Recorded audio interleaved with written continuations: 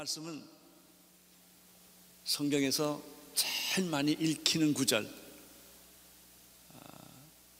선교사님들이 선교지에 가서 제일 먼저 번역하는 구절, 성경의 모든 말씀을 다 녹여서 한 구절로 만들려고 한다면 이 구절을 선택하는 요한복음 3장 16절의 말씀을 여러분과 함께 나누기를 원합니다. 우리 예수님께서는 밤에 찾아온 니고데모에게 거듭남이라는 것이 얼마나 중요한지 두 번씩이나 강조하시면서 말씀을 해 주셨습니다. 3장 3절, 요한복음 3장 3절에는 너희가 거듭나지 아니하면 하나님 나라를 볼 수가 없다, 이렇게 말씀하셨습니다. 3장 5절에서는 물과 성령으로 거듭나지 아니하면 하나님 나라로 들어갈 수가 없다. 너희들이 교회 나오고 성경 읽고 기도하고 신앙생활을 하는 이 모든 행위의 가장 중요한 핵심, 열쇠, 기본은 거듭난다고 하는 것이다. 예수님께서 이렇게 강조해 주셨습니다. 오늘 우리 사회가 흔들리는 까닭은 기본이 흔들려서 그런 거 아니겠습니까?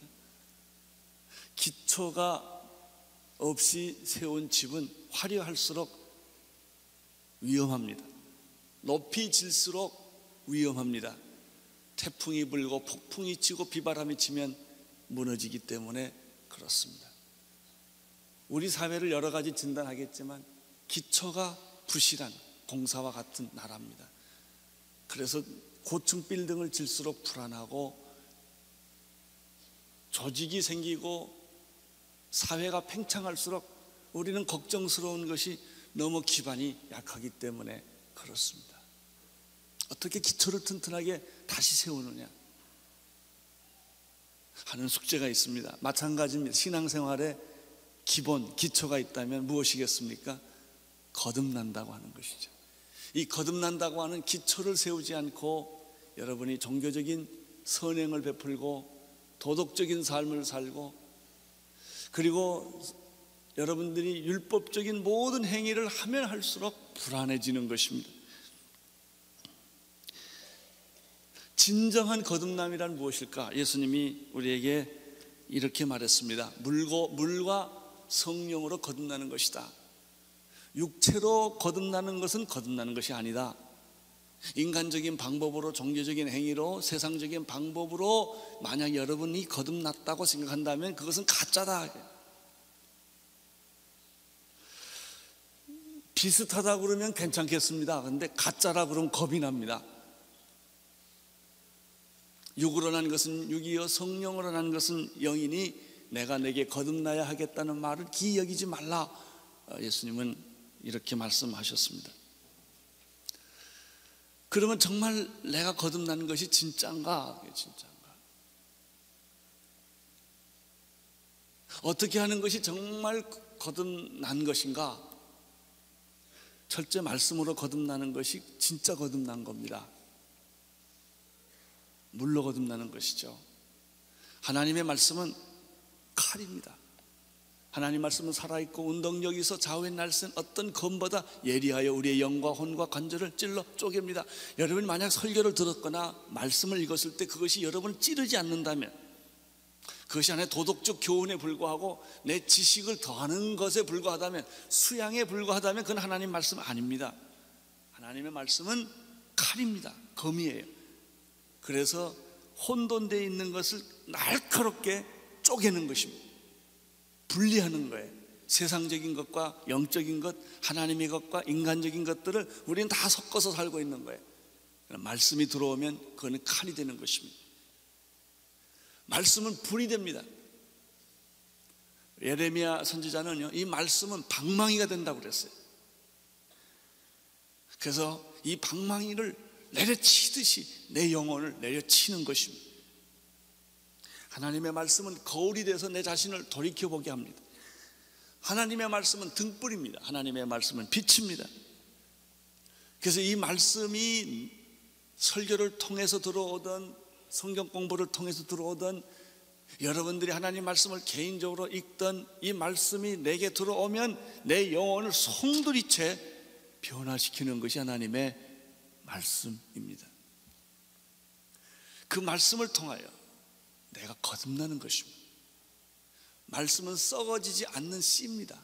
씨를 뿌리면 새싹이 나듯이 하나님의 말씀이 내 안에 들어오면 새로운 생명이 내게 탄생이 되는 것입니다. 그것이 거듭남이에요. 이 말씀이 내 안에 들어와서 나를 변화시킬 뿐만 아니라 이 거듭나는 것은 성령의 바람과 불이에요. 성령의 역사예요. 성령의 기름 부으심이에요.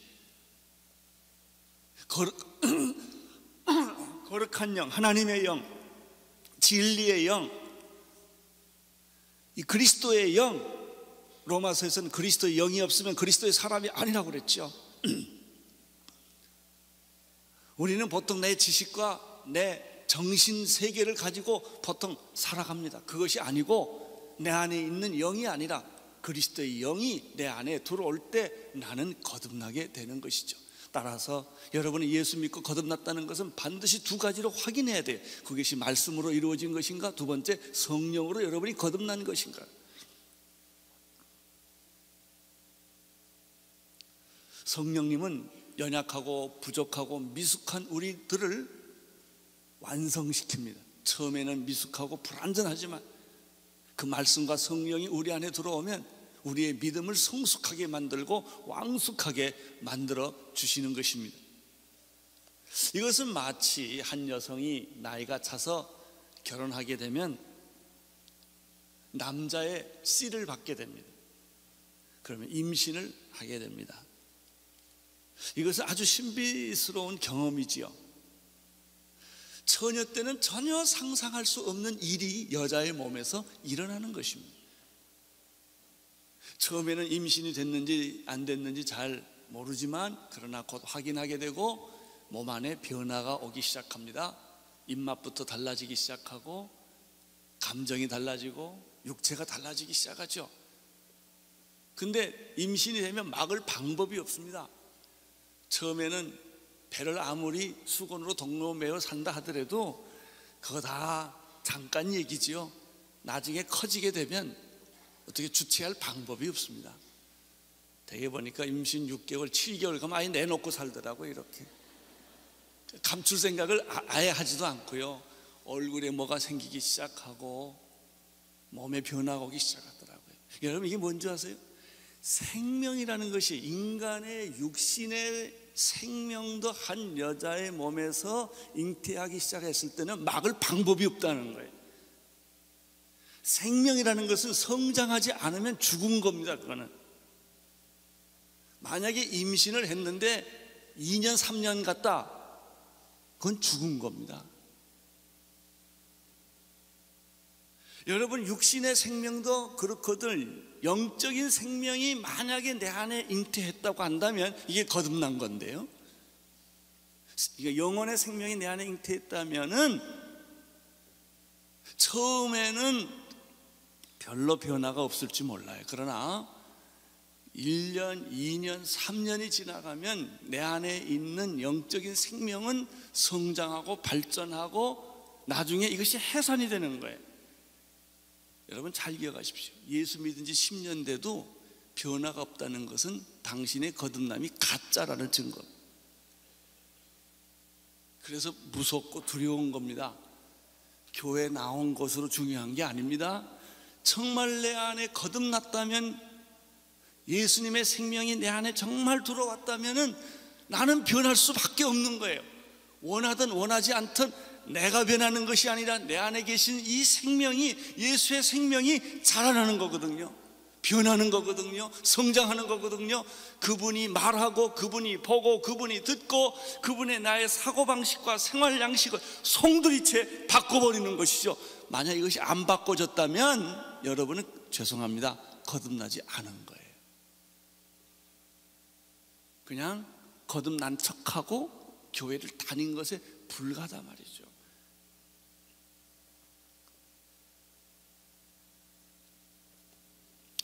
여인의 몸에 생명이 자라면 그 여자를 변화시킵니다.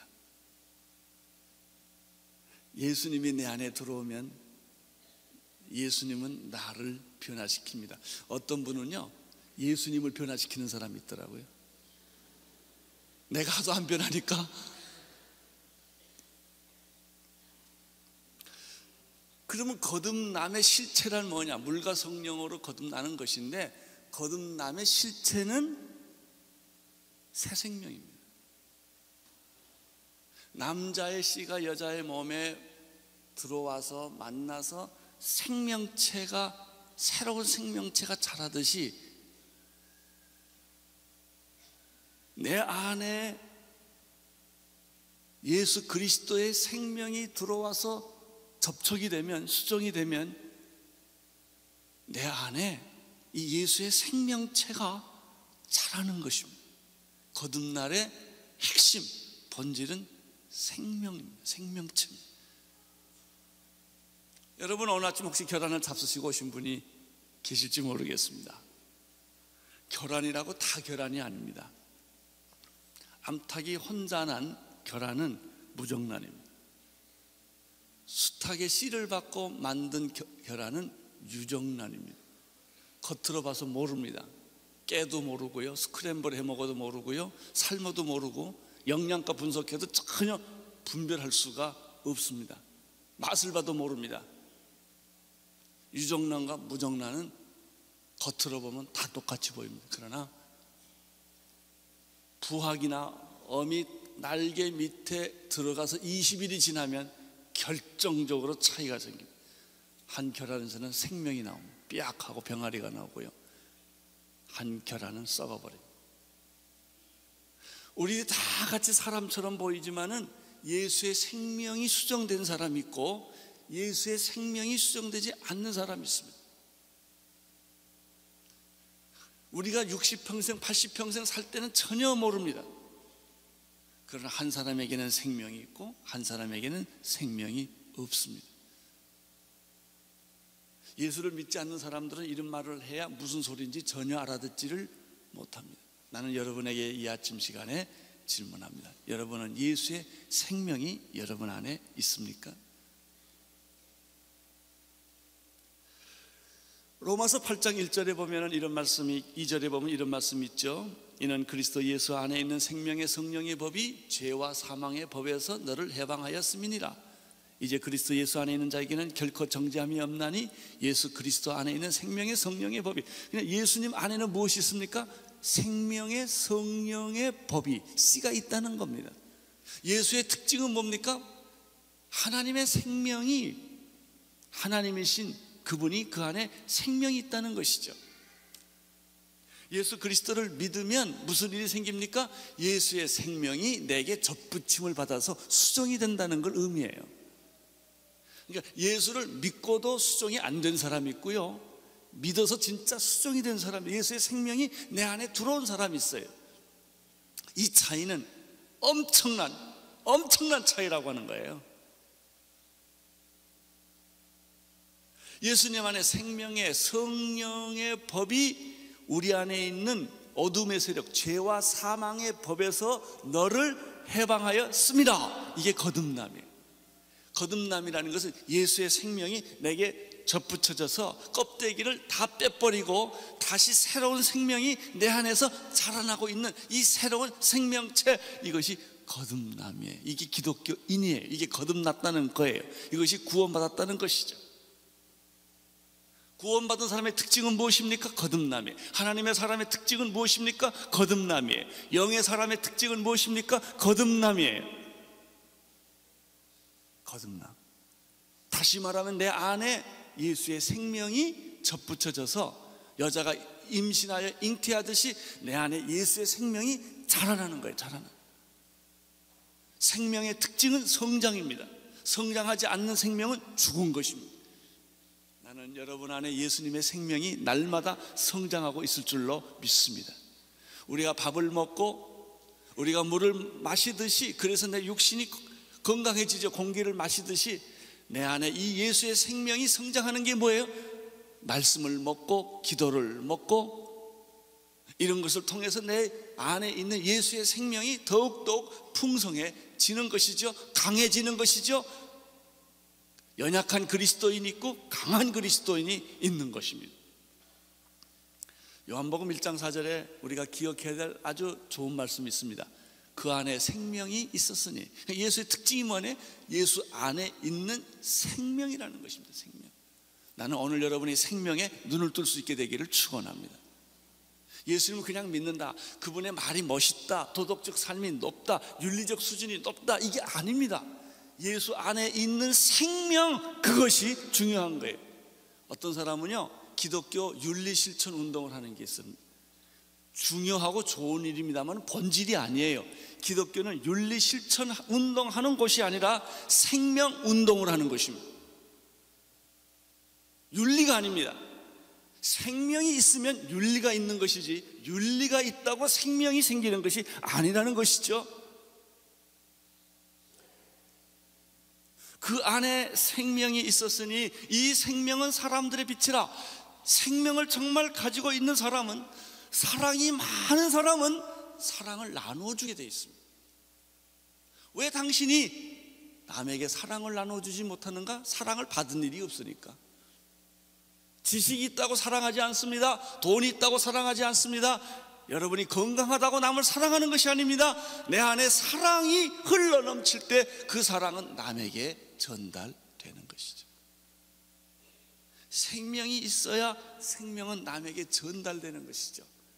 생명이 있으면 이 생명은 사람들의 빛이라. 이게 윤리예요. 내 안에 있는 예수의 생명이 다른 사람에게 이것이 전달될 때 다른 사람을, 죽은 자를 살리고 약한 자를 강하게 만들고 병든 자를 치유하고 상처받은 자를 회복시키는 능력이 예수에 있는 이 생명이라는 것이죠. 요한일서 5장 11절 12절에 이런 말씀이 있습니다. 또 증거는 이것이니 하나님이 우리에게 영생을 주신 것과, 자 보십시오, 하나님이 우리에게 영생을 주셨습니다. 이 생명이 그의 아들. 그러면 하나님이 주신 영생은 어떻게 내게 전달되는가? 그의 아들 예수 그리스도 안에 이 생명이 있었으니, 아들이 있는 자에게는 생명이 있고 아들이 없는 자에게는 생명이 없느니라. 이 아들 예수 그리스도 안에 생명이 있었으니 이 생명은 사람들의 빛이라. 너희들이 이 생명이신 예수 그리스도를 접촉을 할 때, 그 예수 그리스도를 만질 때, 예수 그리스도를 받아들일 때, 예수 그리스도를 믿을 때, 예수 그리스도를 바라볼 때, 접촉할 때 예수 안에 있는 생명이 썩어져 죽을 수밖에 없는 나의 육신의 본질 속에 이 생명이 들어온다는 것이죠. 생명이 들어오면 죽을 것도 살려주는 거예요. 썩은 것도 살려주는 거예요. 망하는 것도 살려주는 것은 내가 아니라 그 안에 있는 예수의 생명이 그렇게 한다는 거예요. 할렐루야. 여러분이 예수 믿는다는 말의 뜻을, 본질을 이렇게 성경 말씀대로 정확하게 이해하는 것이 중요합니다. 그래서 그 요한일서 5장 13절에 계속해서 보면 이런 말씀이 있어요. 내가 하나님의 아들의 이름을 믿는 너희에게. 여러분 하나님의 아들 예수 그리스도를 믿지 않습니까? 내가 하나님의 아들의 이름을 믿는 너희들에게 이것을 쓰는 이유가 있다. 너희로 하여금 너희 안에, 너희에게 영생이 있음을 알게 하고 싶다. 근데요, 임신하고도 임신한지 모르는 여자가 있는 것처럼요, 예수를 믿고 자기 안에 예수의 생명이 있음에도 불구하고 그것이 있는지 없는지 잘 모르는 분들이 꽤 있다는 겁니다. 그래서 그것이 당신 안에 생명이 있음을 알게 하려 함이라. 눈에 안 보이니까. 그리고 그 생명은 당신을 변화시킬 것이다. 그래서요, 이 세상에서 제일 악질은 자기가 안 변한다고 믿는 사람이에요. 여러분 변합니다. 믿으십시오. 내 성격도 변하고요, 내 삶도 변할 것입니다. 왜냐하면 내 안에 예수의 생명이 있기 때문에 그렇습니다. 그러면 예수님의 생명이 내 안에 들어오는 방법은 무엇인가? 예수님께서 14절에서 이렇게 설명을 하고 있습니다. 요한복음 3장 14절을 한번 읽어주시겠습니까? 시작. 15절 모세가 광야에서 뱀을 든 것 같이 인자도 들려야 하리니 이는 저를 믿는 자마다 영생을 얻게 하려 하심이라. 예수님의 생명이 어떻게 내 안에 들어오는가라고 하는 사실은 민수기에 보면 구약에 굉장히 신비스러운 한 사건이 있었다는 겁니다. 그 사건을 예로 들어서 설명하는 것입니다. 민수기 21장에 보면은 이스라엘 백성들이 홍해 바다를 건너서 이제 기적을 목격하고 적과 끓이는 가나안 땅을 가기 위해 광야에서 훈련을 받고 있는 도중에 하나님이 어떤 훈련을 시켰냐면은 육체를 괴롭히는 훈련을 시킵니다. 환경이 좋지가 않아요. 먹을 것도 없고요, 마실 물도 없고요. 그리고 지치고 고달프게 함으로써 하나님이 그 사람을 훈련을 시키는 거예요. 고난이 없으면 영광이 없습니다. 여러분이 고난 겪을 때, 시련을 겪을 때 그것이 하나님을 연단시키는 하나님의 방법이라는 사실을 기억하시기를 바랍니다. 그런데 이스라엘 백성들이 그걸 깨닫지 못하고 하나님이 날 골탕 먹이고 죽이고 괴롭힌다 이렇게 생각을 한 거예요. 그리고 하나님께 상처를 받은 거예요. 그것이 민수기 21장 4절에서 9절의 내용이에요. 그들은 원망하기 시작했어요. 하나님이 우리를 죽이려고 한단 말이죠. 하나님이 살아계시면 이럴 수가 있느냐 말이죠. 왜 먹을 걸 주지 않냐 이게. 아무리 걸어가도 먹을 게 없어요. 우선 배가 고프거든요. 마실 물이 없어요. 기막힌 환경의 어려움을 겪습니다. 근데 아주 신기스러운 게 있어요. 이 사람들이 먹을 게 없고 마실 물이 없으니까 금방 홍해가 갈라졌던 기적을 다 잊어버린 거예요. 인간이라는 게 말이죠, 작은 고난 앞에 큰 축복을 잃어버리기가 쉬워요. 현실적으로 받는 작은 고난, 이것 때문에 남편의 사랑도 의심하고요, 아내의 사랑도 의심해요. 그 애들이 그러잖아요.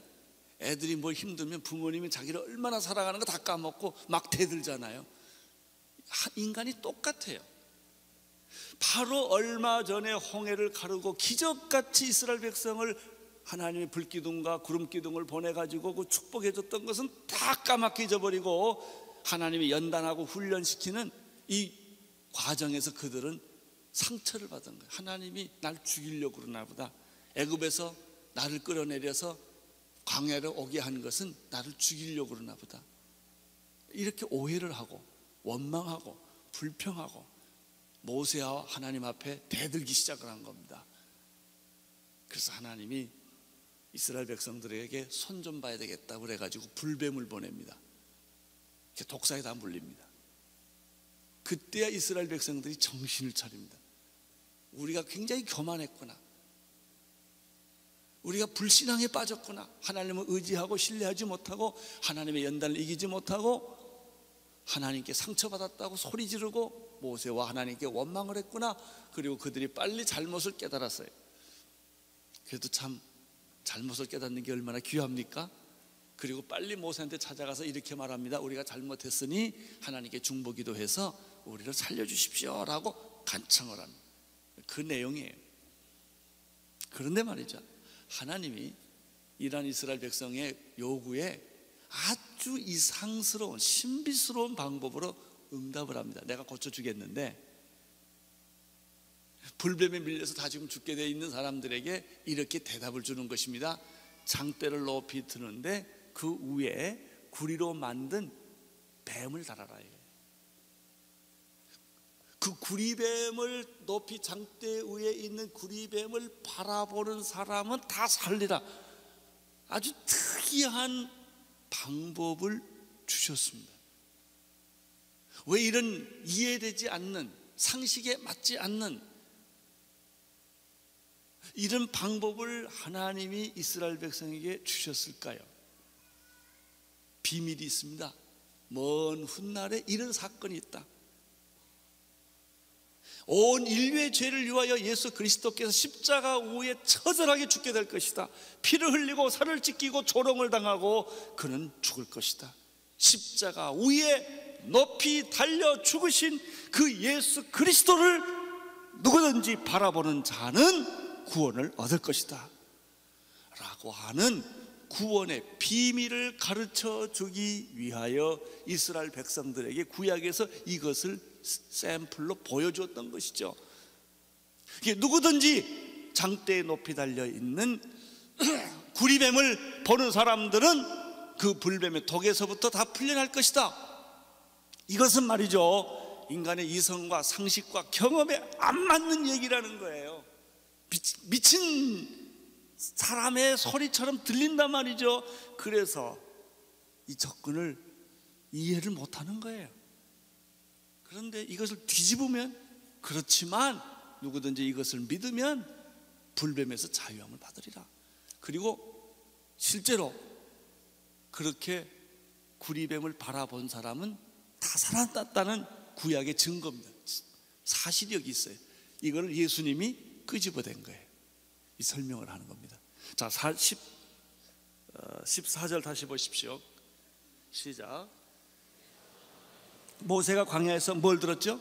뱀을 든 것 같이, 그래서 그 뱀을 본 사람은 다 살아났던 것 같이 인자도 십자가 위에 들려서 죽게 될 터인데, 15절, 이는 저를 믿는 자마다 영생을 얻게 하려 하심이라. 이렇게 얘기하고 그 다음에 16절이 들어가요. 그 유명한 16절, 기독교의 복음의 핵심이라고 하는 16절을 이렇게 기록합니다. 시작. 하나님이 세상을 이처럼 사랑하사 독생자를 주셨으니 이는 저를 믿는 자마다 멸망치 않고 영생을 얻게 하려 하십니다. 그런데 말이죠, 이 말을 듣는 순간에 믿어진다니까요. 이 말을 듣는 순간에 받아져요. 거듭남이란 무엇일까요? 이 말씀이 믿어지는 겁니다. 이 말씀이 깨달아지는 겁니다. 이 말씀이 받아지는 것이에요. 거듭남의 핵심은 16절이에요. 무엇이 거듭났냐? 요한복음 3장 16절의 말씀을 정말 당신이 이해하고 믿고 깨달았다면 당신은 거듭났다, 그런 얘기예요. 이 말씀, 이 성령의 말씀, 이 하나님의 말씀, 이 놀라운 사건, 누구든지 예수 그리스도를 바라보고 믿고 받아들인다면 이 16절의 사건이 당신에게 임하게 될 것이다. 이 축복이 당신에게 임하게 될 것이다. 그리고 예수의 생명이 당신에게 접붙임을 받게 될 것이다. 이 16절을 다음과 같은 각도로 한번 다시 보겠습니다. 구원의 주체는 누구십니까? 하나님이에요. 인간이 구원의 주체가 아닙니다. 역사의 주체는 하나님이십니다. 창세기 1장 1절에 태초에 누가? 하나님이 누구를? 천지를 뭐 했어요? 창조하셨어요. 인간의 문제는 뭡니까? 내가예요. 내가. 휴머니스트라는 게, 인본주의가 뭐예요? 인간이 하나님 대신 주인이 된 거예요. 내가 하나님을 믿고 내가 역사를 주관하는 거예요. 그것은 성경과 정반대되는 거죠. 하나님이 역사의 주인이요, 내 인생의 주인이요, 구원의 주인공이십니다. 여러분의 구원의 주인공은 누구십니까? 하나님이십니다. 그래서 하나님이, 그러면 구원의 대상은 누구십니까? 우리들입니다. 세상을, 주어와 목적어를 바꾸지 마십시오. 타락이란 목적어가 주어가 되고 주어가 목적어가 되는 거예요. 하나님이 세상을, 세상이란 무엇입니까? 세상 안에 있는 하나님의 백성들을 의미합니다. 구원의 깊이는 무엇입니까? 구원의 넓이는 어떻습니까? 구원의 높이는 어떻습니까? 구원의 크기예요. 이처럼이에요. 이처럼.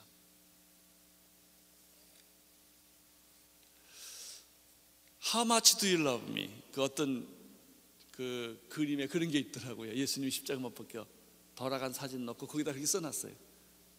그랬더니 그 밑에 this much 이렇게 됐어요. 이만큼. 십자가만큼 하나님 우리를 사랑하신 거예요. 십자가는 구원의 깊이요, 구원의 높이요, 구원의 넓이에요. 하나님 우리를 얼마나 사랑하셨는가? 이만큼.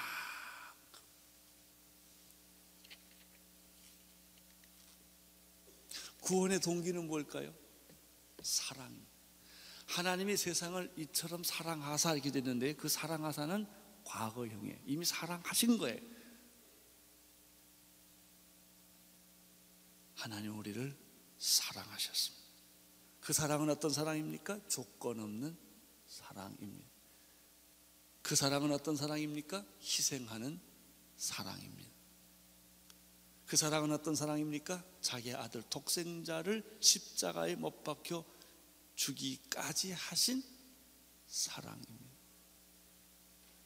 이것이 하나님의 사랑입니다. 구원의 동기는 사랑이에요.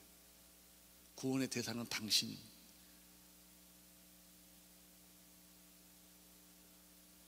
구원의 깊이, 넓이, 높이는 무한대입니다.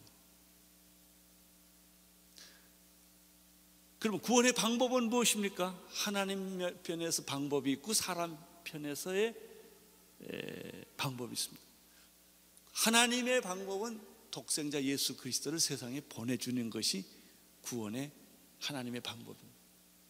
하나님은 아낌없이 자기의 가장 사랑하는 것을 주셨습니다.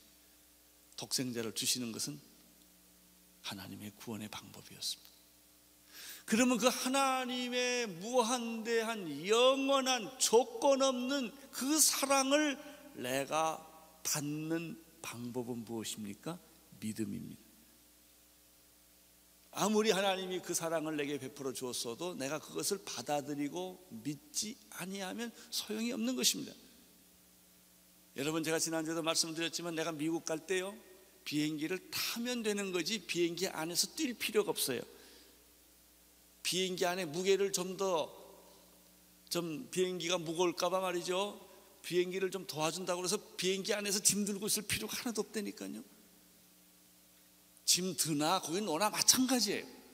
여러분이 비행기에 타서 해야 될 일은 엔조이 하는 겁니다. 편안하게 앉아서 주무시고 영화 보고 음식 먹고 갈 때까지 잘 기쁨으로 가는 것이, 그게 중요한 것이지, 여러분이 거기 앉아서 땀을 흘리거나 낑낑댄다거나 애를 쓴다거나 불안해할 필요가 하나도 없는 거예요. 그건 비행기를 탄 목적과 전혀 다른 것입니다.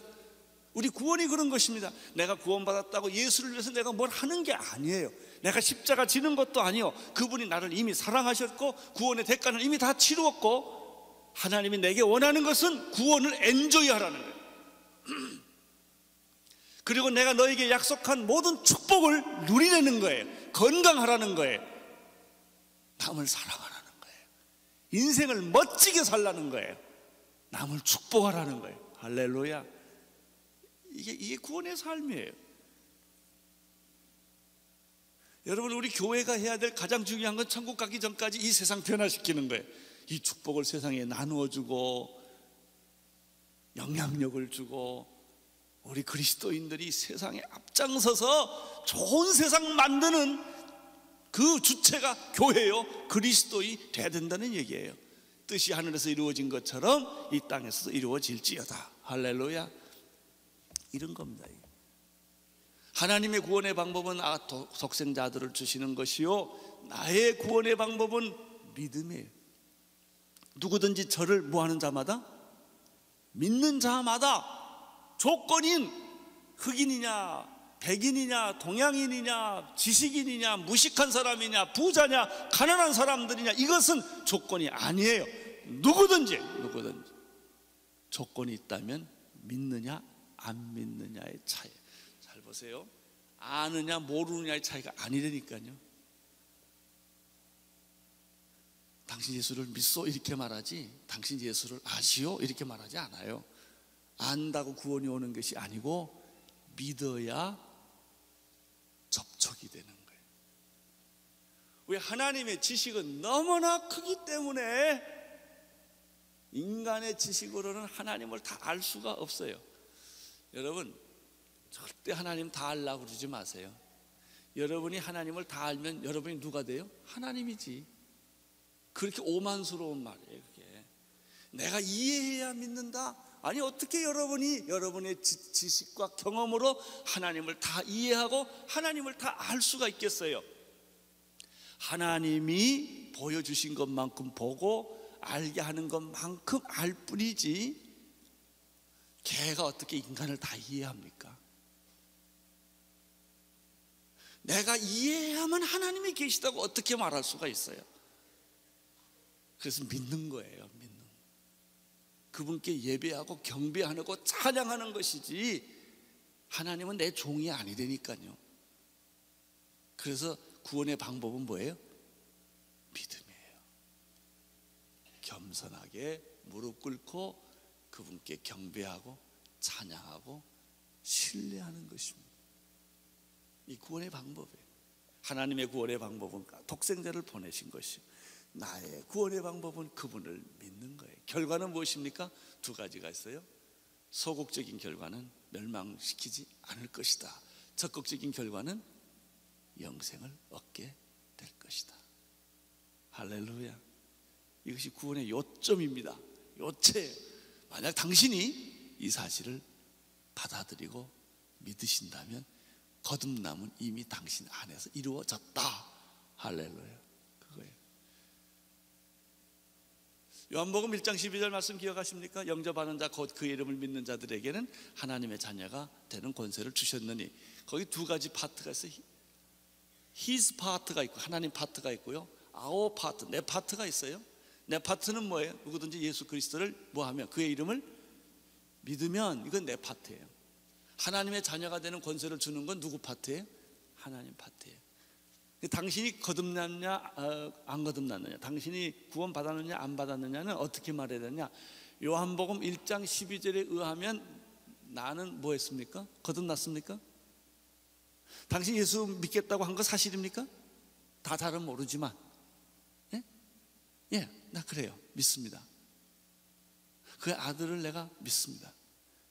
만약에 당신이 그 고백이 사실이라면 당신 이미 하나님의 아들이 되었습니다. 죄송하지만 이것은 마치 뭐가 똑같으냐면, 결혼 같으면 여보 이 말이 잘 안 나와요.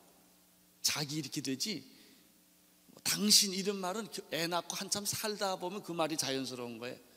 예수 처음 믿으면 하나님하고 아직도 서먹서먹거려요. 익숙하지가 않으니까. 그것이 믿음 없다는 얘기가 아니에요. 아직 익숙하지 않은 것 뿐이에요. 이미 당신의 이름은 호족에 들어간 거예요.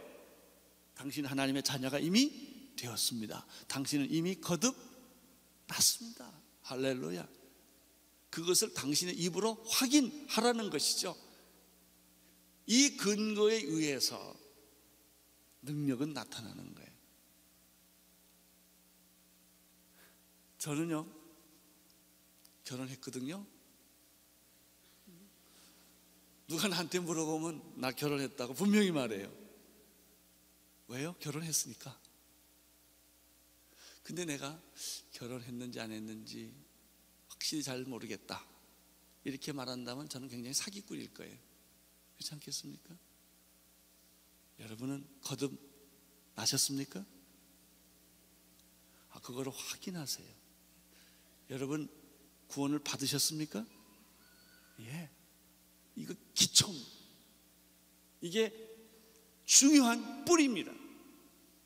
내가 좀 도덕적으로 아직도 미숙하고 신앙의 경륜이 짧고 열심히 작다, 이건 중요하지 않아요. 여러분 결함이 작고 크고 이건 중요하지 않아요. 큰 결함이 있을 수도 있고 작은 결함이 있을 수도 있는 거예요. 중요한 것은 크다 작다가 아니에요. 생명이 있느냐 없느냐가 중요합니다.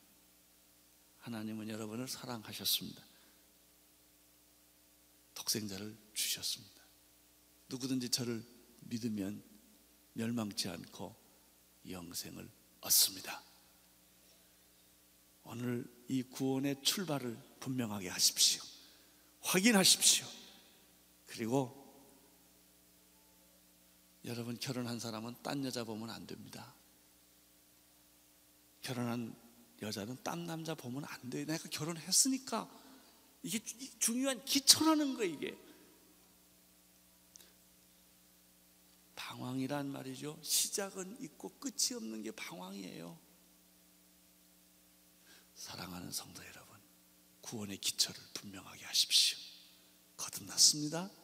여러분 하나님의 자녀가 되셨습니다. 그 기초에 의해서 여러분의 믿음을 키워가십시오.